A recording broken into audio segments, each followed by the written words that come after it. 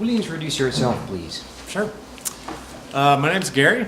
I've lived in Yekaterinburg for 4 years, and I used to live in America in the state of Arkansas for about 8 years. Before that, I grew up in Missouri, Illinois area around St. Louis. So I have a Midwest upbringing, but I've also spent quite a bit of time in the South, picking up some of the Southern accent and some of the Southern words. But thankfully, I'm still very clear-spoken. We came here 4 years ago. I basically work with Americans that come to the city. I help them take care of hotels, transportation, translators, do whatever they need to do in the city. When I came, I did not know any Russian. I've learned most of my Russian since I've been here, which does not mean I'm very good at it. It just means I know enough to live day to day here and do most of the things I need to do on a daily basis. But I still find it very helpful to have Russian English speaking friends that can help me in many different areas when I need to do something. Do you see many Americans around? No, I don't. There is not a lot of people here that I recognize as Americans, although it's very easy for Russians to recognize me as an American. There are not many here that are living here that I know of. The ones that do live here, I tend to find out about them somehow, some way, usually through some English-speaking type of activity. But generally, I do not meet them on the street or in most of my daily life. It's usually through some sort of contact. In case of emergency, can you address the American consulate, or what would you probably do? I would probably ask my daughter to figure out what to do. It depends on the emergency. If it was a 911 type of emergency, for example, I honestly don't know who to contact or how to effectively communicate my emergency. I could do the best I could, and I could probably get somebody to get to my address if I needed to, but that's about all I could do. My children all know English, or all know Russian very well, so more than likely I would ask my oldest daughter to contact whoever I need to contact, because she probably knows via training at school. You know, they teach the children all that sort of thing. But if it was a 911, that would be the best I could do. Maybe even knock on a few neighbor doors, ask them for help. If it was something like lost passport, if it was something visa related, I would probably try to contact the American consulate. The American consulate does not really help with Russian visa type things. I would have to go to the Russian visa or migration office to go get answers. But anything American related, like passports, well, pretty much that's it. That's the only thing I can think of that the consulate would help me with. Most other things, we contact our friends, our English-speaking friends, to help us whenever there's some sort of a major problem. Hospitals, for example, surgeries, anything to do with the police, we would ask our Russian-speaking friends. Well, you have lived here for so many years. Can you invite your friends to come here and visit you? It very much depends. We have temporary residency visas, which are 3-year visas, and because of that, they are long-term visas. We do have the ability to invite people. So, in fact, we have just invited my wife's parents to come over Christmas and New Year's, and that'll be our first time to do this. The one thing about the migration system is that it changes constantly, so even whatever I tell you now could change in 2 weeks, 2 months, 2 years, I don't know. But for us, it was not too difficult to invite her parents. It took simply a letter of invitation that we ourselves wrote. I'm sure that there's also a website through the migration office that will help you create something as well.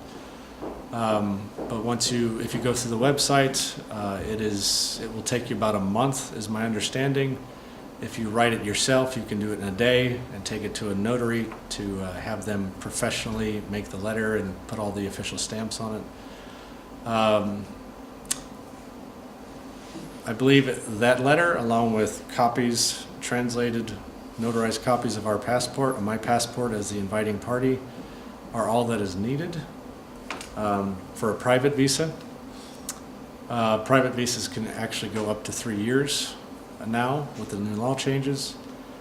It's also possible to get tourism visas. If you get a tourist visa, my understanding is that you need to have, you need to make arrangements with a Russian hotel as well as a Russian, I guess a tour guide would be the best way to describe it, or a tour agency. There are other types of visas that you could also work on, maybe a business visa if you want a short-term visa to check out business options. There are work visas which require a lot more paperwork and a lot more details that are really more of a pain to deal with right now. We tried using one of those recently and it really just kind of fell through because of all the paperwork involved.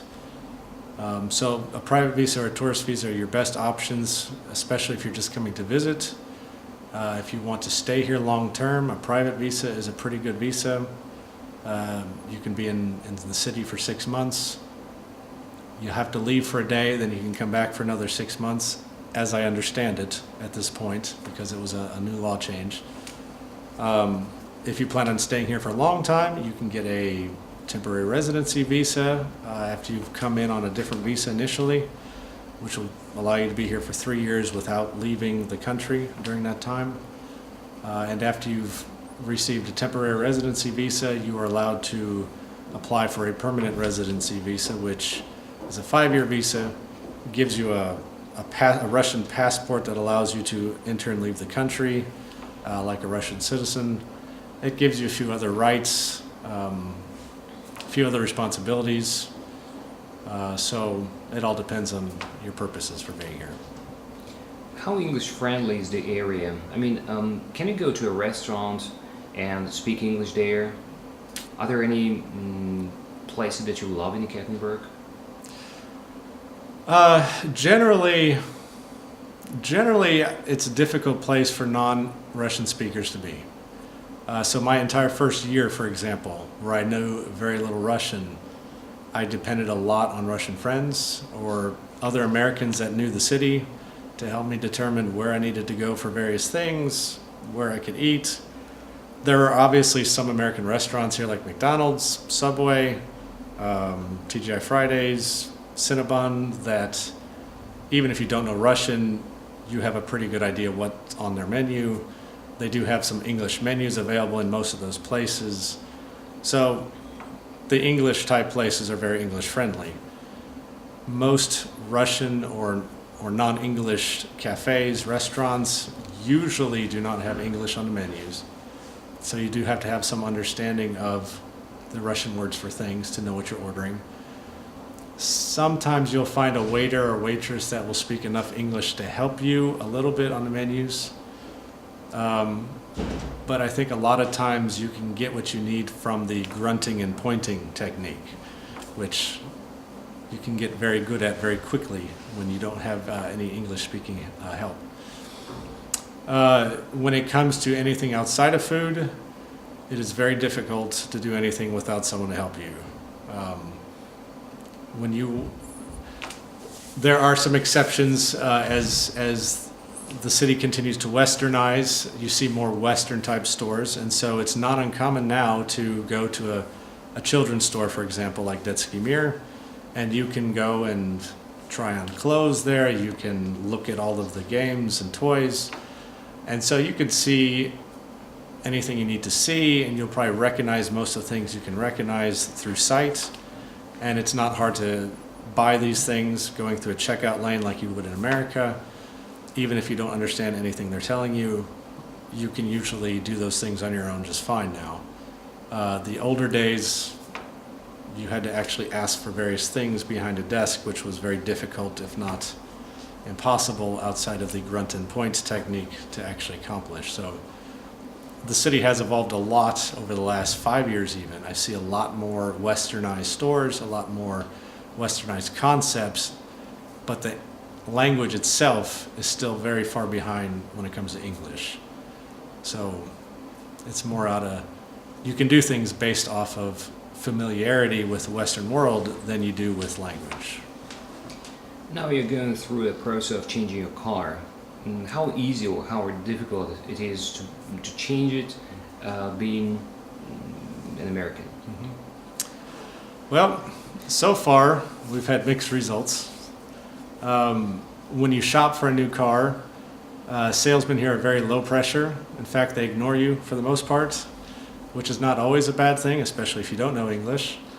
Most of what I've done when I've searched for a car is pull out information sheets on the cars I was interested in, and then spend a lot of time at home translating what they say, because car language is a totally different language.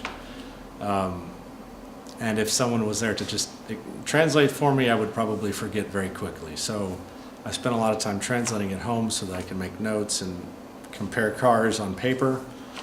But it was extremely helpful having a English-speaking Russian with me to ask questions, because that would be something I could not do. Most people do not speak English at the car dealerships. Selecting a car was not a problem when you have someone to help you to translate. Dealing with options and things is not difficult when you have someone to translate. Paying for the car is more difficult. You basically need to open an account here in the city somewhere, and there's a couple ways to pay for it, according to my understanding. A friend of mine opened an account, had money wired into that account, and then had to withdraw it in cash. And then that took several days to make that request and have the cash ready, so that she could go pay in cash, which would make me very nervous, I think, if I did that, because 800,000 rubles, for example, for a car is a lot of money to carry. I decided to go the route of opening an account, have money wired in, and then wire it from that bank to the dealer, which sounded very easy and a lot less painless, but unfortunately we had some issues with wiring the money once it was in Russia to the actual dealership. I don't know the problems with that. But at least the money went from being lost to being found, and we're trying it again.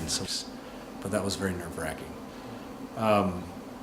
Once I get the car, hopefully that'll just be within a day or so, once the transfer is complete. We'll see how things work with registration. I don't know a lot about that yet. Purchasing insurance, things like that. I don't know how it works yet, so we'll see. So obviously you're not scared of driving here, not anymore. Let's just say that I would rather use public transport than drive if I can. There are obvious positives to driving, and I'm happy to drive when I need to. It keeps you out of the cold longer. I know the city very well by driving around in it. But driving is not the most comfortable thing for me here. It's very different from America. In America, it's usually very structured. It is very law-oriented. People generally follow the laws outside of, speed limits. If you do something wrong, there are police usually around to catch you when you do something wrong, give you a ticket. In Russia, it's a little different.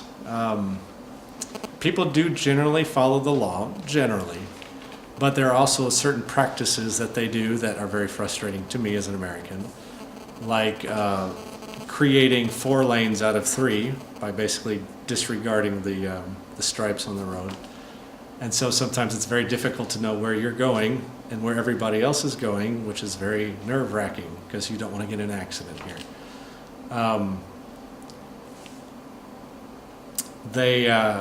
When a light goes out, this is another thing I've noticed. In America, when you're at an intersection where the light doesn't work, people very orderly take turns going through the intersection. Here, everybody tries to push their way into the intersection so they can hopefully get through it, which creates huge bottlenecks. There's just little things like that are very different. On the other hand, when you break the law, you're very likely not to get a ticket here because the police generally look for certain things, and as long as you're not doing that certain thing, they usually let it go. unless it's very dangerous. So you can break the law a little bit more freely here without worrying about getting a ticket. With that said, I prefer public transport because they do have good public transportation here. But if they get in an accident, I can just get off the bus or the marshroute and get on another one and leave, which is much more preferable to me than trying to deal with an accident here myself. Are the police friendly here? Usually, yes. In the city, I think you can count on them being generally very fair. They don't always know what to do with you as an American with a foreign passport. And especially if you don't speak very good Russian, they don't know really what to do. But outside of the city, you might have a little bit more trouble. I did have a situation where I was basically asked for a bribe, but because my Russian was so bad, they let me go anyway. So you can see a mix of different things here. But in the city, they're generally more, I think, it seems to me they're more honest and more friendly. Gary, thank you very much indeed. Okay, you're welcome.